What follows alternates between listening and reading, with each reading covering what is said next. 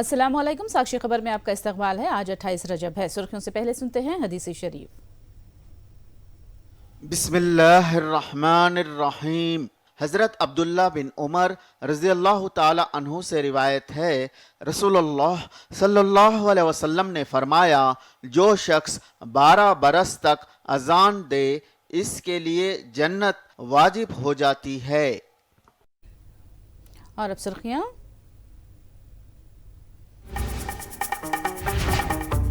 AP के वजीर आला जगन की वजीर आजम मोदी से मुलाकात। रियासत को आमद तलब फंड्स और बकाया जात की अदायगी के लिए की नुमाइंदगी। बीआरएस का बीजेपी से खुफिया जोड़। केसीआर ने मरकज के हर बिल की तायद की। असेंबली में रेवंत रेड्डी का बयान। ऑटो वालों की खुदकुशियों के लिए हुकूमत जिम्मेदार। हुकूमत ऑटो वालों की मदद करे, बीआरएस कायदीन का मुतालबा। नरसिम्हा राव, चरण सिंह और स्वामीनाथन भारत रत्न के लिए नामजद। वजीर आजम ने ट्वीट के जरिए किया ऐलान।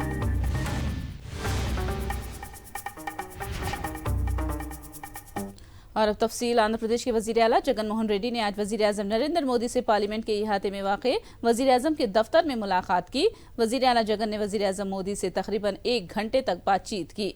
जगन ने मोदी के साथ मरकजी फंड्स और बकाया जात की अदायगी के बारे में तबादिले ख्याल किया। वजीर आजम मोदी से मुलाकात के बाद वजीर आला जगन ने मरकजी वजीर फाइनेंस निर्मला सीतारमन से भी मुलाकात की।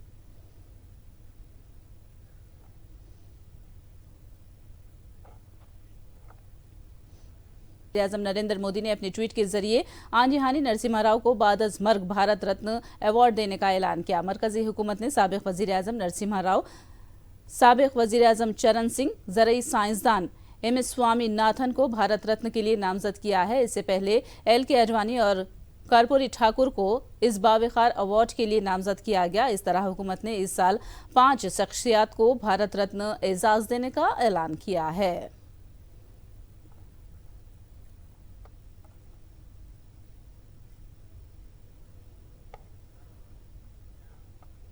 वजीर आला रेवंत रेड्डी ने बीआरएस और बीजेपी में साजबाज को बेनकाब किया। उन्होंने कहा कि बीआरएस ने 3 तलाक, आर्टिकल 370 समेत कई मौकों पर बीजेपी हुकूमत की तायद की है। केटीआर को वजीर आला बनाने के लिए मोदी की रजामंदी की बात को भी रेवंत रेड्डी ने ऐवान असेंबली में याद दिलाया। राज्यसभలో గాని వారు ఎవరి పక్షాన నిలబడి ఎవరికి మద్దతు పలికినరో అక్కడ సజీవంగా సాక్ష్యాలు ఉంటాయి. త్రిబుల్ తలాక్ కావచ్చు, 370 ఆర్టికల్ కావచ్చు, రైతు వ్యతిరేక నల్ల చట్టాలు కావచ్చు, జీఎస్టీ కావచ్చు, నోట్ల రద్దు కావచ్చు, ఇట్లా చెప్పుకుంటూ వెళ్తే కొన్ని వందల బిల్లులు లోక్సభలో రాజ్యసభలో వచ్చినప్పుడు టీఆర్ఎస్ పార్టీ స్పష్టంగా ఒక సందర్భంలో రాజ్యసభ సభ్యుడు అక్కడ బిల్లు ఉన్నదంటే ప్రత్యేకమైన విమానం వేసుకొని పోయి మోడీ గారికి అనుకూలంగా ఓటు వేయడం జరిగింది. Bharatiya Janata party, BRS, BJP ఒకే రకమైన ఆలోచన విధానంతో గత 10 సంవత్సరాలు ప్రభుత్వాలను కలిసి నడుపుకున్నారు. వాళ్ళిద్దరు కలిసి చర్చించుకున్నారు.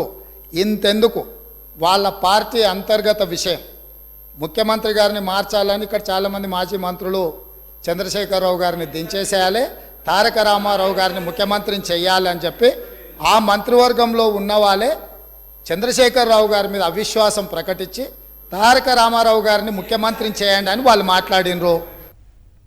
बीआरएस एमएलए पोचारम श्रीनिवास रेड्डी ने रेवंत रेड्डी के बयान पर अपना रद्द अमल दिया है। उन्होंने वाज़ेह किया कि बीआरएस का बीजेपी से कोई ताल्लुक नहीं है, सिर्फ मजलिस ही बीआरएस की दोस्ताना हलीफ पार्टी है। ముఖ్యమంత్రి కావాలి, ముఖ్యమంత్రి మార్చాలంటే వారికి అవసరం సార్, అడగాల్సి మేమే ఉండుంటాం కదా.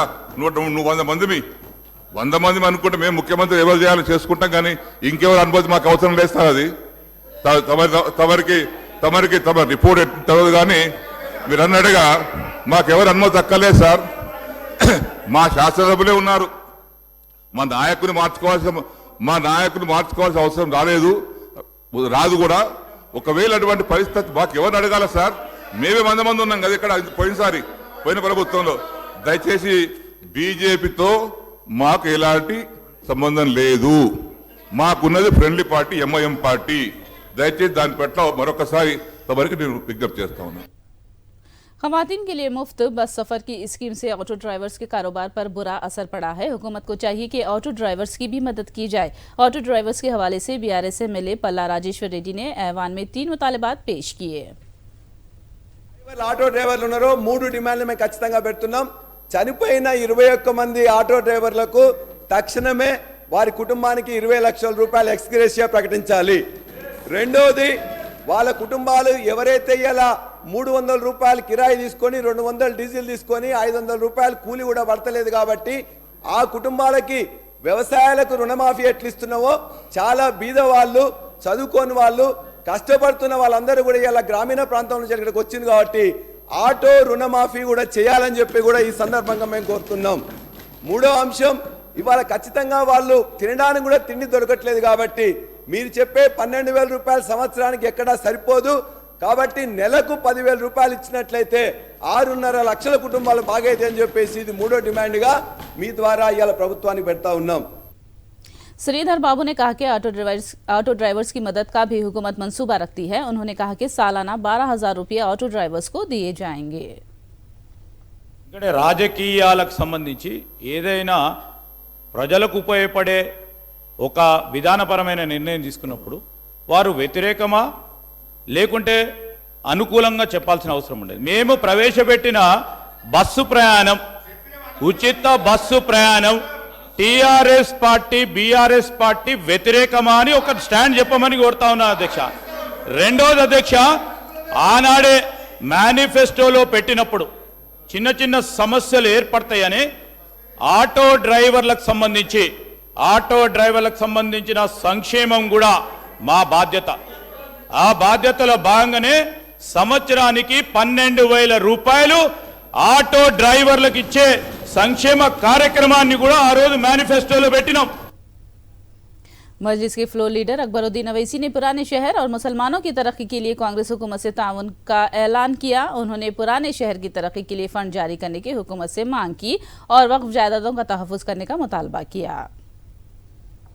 सर व्हाइट राशन कार्ड वाले ठीक है साहब, वो उनको देना चाहिए।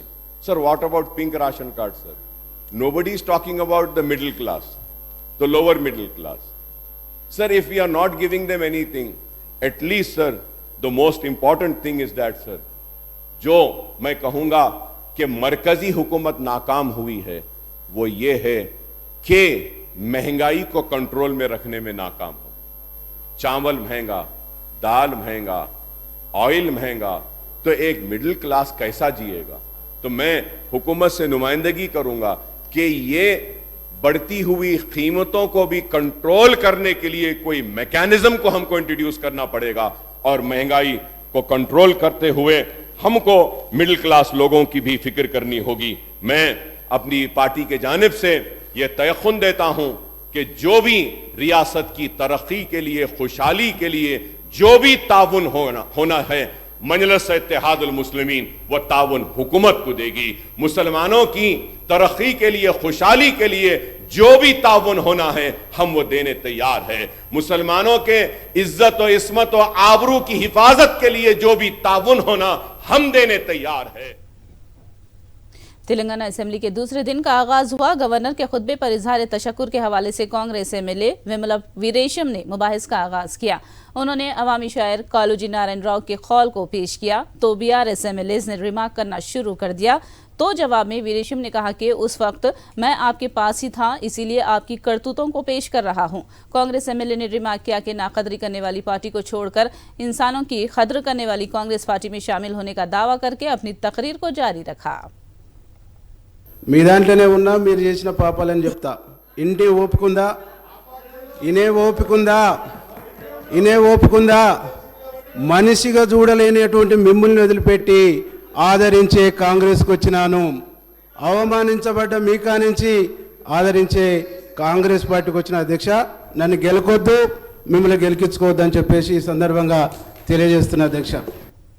साबिक बीआरएस हुकूमत ने दलितों के साथ 10 साल तक धोखा किया है। कांग्रेस एमएलए विमला वीरेशम ने ये इल्जाम लगाया। उन्होंने याद दिलाया कि आंजहानी वायसार ने SC/ST सब प्लान मुतारिफ किया था। वीरेशम ने कहा कि वायसार ने कई फलाही स्कीमात को शुरू किया और तमाम तबकात की तरक्की के लिए इकदाम किए। తీసేసి రకరకాల పేర్లు పెట్టారు. కానీ అధ్యక్ష, నేను ఒక విషయాన్ని ఈ సందర్భంగా మీ ద్వారా సభ దృష్టికి తీసుకొస్తున్నా అధ్యక్ష. గతంలో కాంగ్రెస్ పార్టీ ప్రభుత్వం ఉన్నప్పుడు ఆనాడు Rajasekhara Reddy SC ST slub plan తీసుకొచ్చి అనేక సంక్షేమ కార్యక్రమాలు చేపట్టిండ్రు.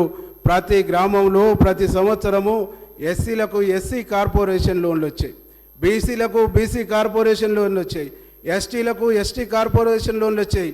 ఒక్కొక్క గ్రామానికి పెద్ద గ్రామం అయితే 10 యూనిట్లు, 15 యూనిట్లు, 20 యూనిట్లు వచ్చేది. బీసీలకు కూడా 10 యూనిట్లు, 15 యూనిట్లు, 20 యూనిట్లు వచ్చేసేది. అట్లాగే వీటితో పాటు ఇండస్ట్రియల్ లోన్స్ కూడా ఎస్సీలకు ఉండేది. ఈ రకరకాల పేర్లు పెట్టేసి దాదాపుగా 5 సంవత్సరాలంటే పెద్ద గ్రామానికి 20 యూనిట్లు ఉంటే 5 సంవత్సరాలలో ఒక్కొక్క గ్రామానికి 100 యూనిట్లు వచ్చేది. 10 సంవత్సరాల కాలంలో ఒక్క విలేజ్కి 200 యూనిట్లు గతంలో వచ్చినటువంటి ఒక పరిస్థితి మనం చూసినాం. ఆ యూనిట్లలో 10 లక్షలు, 8 లక్షలు, 9 లక్షలు, 5 లక్షలు, ₹1,00,000 వరకు కూడా యూనిట్స్ ఉండేవి. ఇవన్నిటి కూడా తీసేసారు, ఇవన్నిటి కూడా బొందబెట్టేసారు.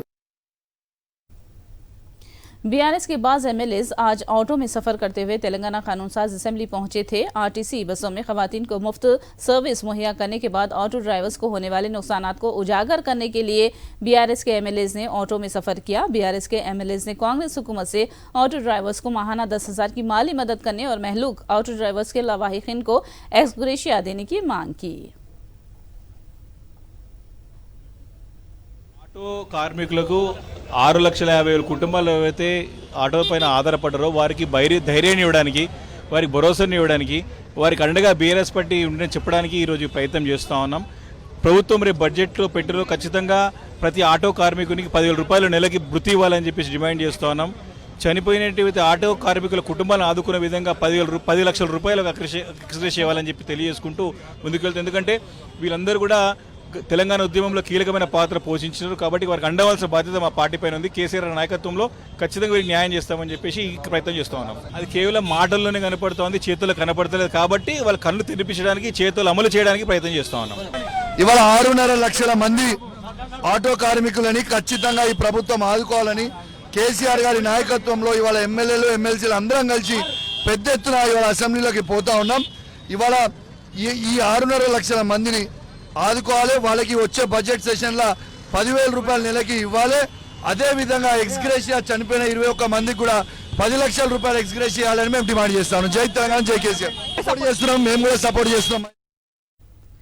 तेलंगाना असेंबली की गेट के पास बीआरएस एमएलएज और पुलिस के दरमियान टकराव हुआ। बीआरएस के एमएलएज प्ले कार्ड के जरिए असेंबली में दाखिल होना चाहते थे, जिसकी पुलिस ने इजाजत नहीं दी। प्रशांत रेड्डी ने पुलिस और हुकूमत के रवैये के खिलाफ एहतजाज किया। పోలీస్ జులుం నడుస్తా ఉన్నది. ప్రజాపాలన అన్నారు, ప్రజాస్వామ్యం అన్నారు. మళ్ళా ఇవాళ పోలీస్ జులుంతో ఎమ్మెల్యేల హక్కుల్ని భంగం కలిగించే విధంగా ఇవాళ వ్యవహారం చేస్తా ఉన్నారు. దీనికి ప్రభుత్వం మూల్యం చెల్లించాల్సి వస్తుంది. ఇవాళ ఎంట్రన్స్ మేము గేట్ దాకా తీసుకుపోతాం, ప్లకార్డులు అక్కడ వదిలేస్తామన్నా కానీ పోలీసులు అలో చేయట్లేదు. గేట్ కాదు, రోడ్డు మీదనే మా ప్లకార్డులు గుంజుకున్నారు. కాబట్టి ఈ పోలీసులు కూడా ఆలోచన చేయాలి. ఎప్పుడు కూడా రోజు ఇట్లనే ఉండదు. కాబట్టి ఇది మంచి పద్ధతి కాదు అని చెప్పి असेंबली के इहाते में सियाह रुमाल के साथ दाखिल होने पर एमएलसीज को मार्शल्स ने रोक लिया, जिस पर कुछ देर के लिए कशीदगी पैदा हो गई। कौंसिल हॉल के सामने पुलिस और बीआरएस कायदीन में बहस तकरार हो गई। पुलिस ने एमएलसीज को समझाया कि कानून साज इदारे में सियाह खंडवों के साथ दाखिल होने की इजाजत नहीं है। बाद में एमएलसीज ने सियाह खंडवे उतारकर कौंसिल में दाखिल हुए।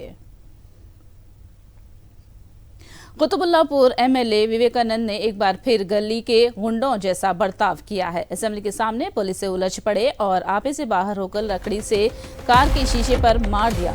एमएलए यहां भी नहीं रुके, बल्कि सैफाबाद एसीपी संजय से नाज़िब अंदाज में बात की।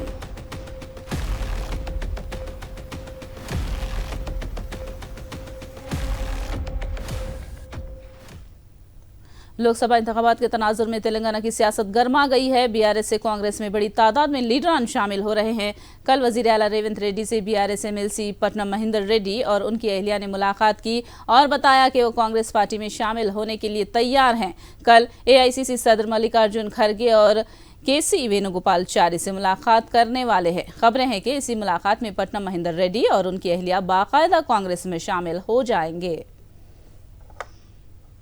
आंध्र प्रदेश में खेलो आंध्रा स्पोर्ट्स की फाइनल मुकाबलों का आज विशाखापट्टनम में इनेकाद हो रहा है। मुख्तलिफ अजला के मुख्तलिफ इवेंट्स की टीमें फाइनल मुकाबलों में हिस्सा ले रही हैं। फाइनल में कामयाबी हासिल करने वाली टीमों को नकद इनाम दिया जा रहा है। स्कूली तलबा खेलो आंध्रा मुकाबले के इनेकाद पर वजीर आला जगन मोहन रेड्डी का शुक्रिया अदा किया है। रियासती वजीर रोजा ने फाइनल खेलने वाली लड़कियों की टीमों से नेक ख्वाहिशात का इजहार किया है। ఫైనల్స్ స్టేట్ లెవెల్ కాంపిటీషన్ లో పోటీ పడుతున్న అందరికీ ఆల్ ద బెస్ట్. క్రికెట్ కానివ్వండి, ఖోఖో కానివ్వండి, వాలీబాల్ కానివ్వండి, కబడ్డీ కానివ్వండి, బ్యాడ్మింటన్ కానివ్వండి, సో ఎవరు కూడా తగ్గేదే లేదన్నట్టుగా పోటీ పడి ఒక్కొక్కరు ఆడుకుంటూ వచ్చారు. సో ఈరోజు అందరూ కూడా చాలా ఆతృతగా ఉన్నారు. ఎప్పుడు ఫస్ట్ ప్రైజ్ కొట్టేద్దామా అని, ఎవరు సెకండ్ కోసం ఆలోచించడం లేదు. అవునా సార్? రాష్ట్ర స్థాయి ఇదే మొట్టమొదటిసారి ఇలాగ ప్రవేశపెట్టడం. గ్రామీణ స్థాయిలో కూడా ఎవరికి తెలియదు గేమ్స్ అంటే ఆటలు అంటే. ఇప్పుడు అందరికీ తెలిసే విధంగా సీఎం సార్ చాలా బాగా చేశారు. మా శ్రీకాకుళం సార్, మేము కబడ్డీ ఆడతాం. మాకు ఇంత గొప్ప అవకాశం ఇచ్చినందుకు చాలా సంతోషంగా ఫీల్ అవుతున్నాం సార్. నేను వాలీబాల్ టీం తరపున ఆడతాను. మాది Sathya Sai district. It's a great opportunity to us to being here and participating in this tournament, and thank you for CM sir for conducting this such a great tournament. ఇవాళ ఆడదాం అందరూ states అవుతున్నాయి కదా, so ఇలా encourage చేసినందుకు చాలా బాగుంది. మాలాంటి యూత్కి చాలా ఎంకరేజ్మెంట్ దొరుకుతుంది. అండ్ చాలా థ్యాంక్స్ సీఎం సార్కి ఇలా ఈ టోర్నమెంట్ పెట్టినందుకు. అవును, అంటే యూజ్ అవుతుంది కదా మాకు, అంటే విన్ అయిన వాళ్ళకి చాలా యూజ్ అవుతుంది కదా. ప్రకాశం డిస్ట్రిక్ట్ నుంచి వచ్చాం సార్. ఇక్కడ అంటే చాలా బాగుంది సార్. అంటే ఎక్కువగా ఎప్పుడు ఇలా ఇన్ని జిల్లాలు కలిసి టోర్నమెంట్ అనేది ఎప్పుడు జరగలేదు సార్. ఫస్ట్ టైం ఇంత బాగా చేస్తారు సార్. అప్పటికన్నా ఇప్పుడు సపోర్ట్ అన్నీ ఎక్కువగా ఉన్నాయండి. జగన్ గారు బాగా సపోర్ట్ చేస్తున్నారు పిల్లల్ని, స్పోర్ట్స్ కానీ ఇప్పుడు చదువు గురించి కానీ ఏదైనా సరే బాగా స్పోర్ట్స్ ఎక్కువగా ఎంకరేజ్ చేస్తున్నారండి. పిల్లలకి బాగా యూజ్ అవుతుంది దీనివల్ల. ఈ ప్రైజ్ మనీ ఎక్కువ ఇవ్వడం వల్ల పేరెంట్స్ కూడా కొంత ఫైనాన్షియల్ బర్డెన్, అంటే ఎవరైతే గెలుస్తారో వాళ్ళకి 2 lakhs ఇట్లా సపోర్ట్ చేసినట్టు ఉంటుందండి పేరెంట్స్కి. పిల్లలకు కూడా మంచి ఎంకరేజ్మెంట్ ఎక్కువగా వస్తుంది. ఇంకా ఆడాలి, ఇంకా ముందు ఇంకా బాగా సాధించాలనే ఫీలింగ్ ఎక్కువగా ఉంటుంది సపోర్ట్ చేయడం వల్ల. ఆ సపోర్ట్ అయితే చాలా ఎక్కువగా ఇస్తున్నారు జగన్ గారు. क्रिकेट अंडर 19 आलमी कप के फाइनल में हिंदुस्तान का मुकाबला ऑस्ट्रेलिया से होगा। 11 फरवरी को अंडर 19 का आलमी कप फाइनल खेला जाएगा। हिंदुस्तान ने जनूबी अफ्रीका और ऑस्ट्रेलिया ने पाकिस्तान को हराकर फाइनल में जगह बनाई है।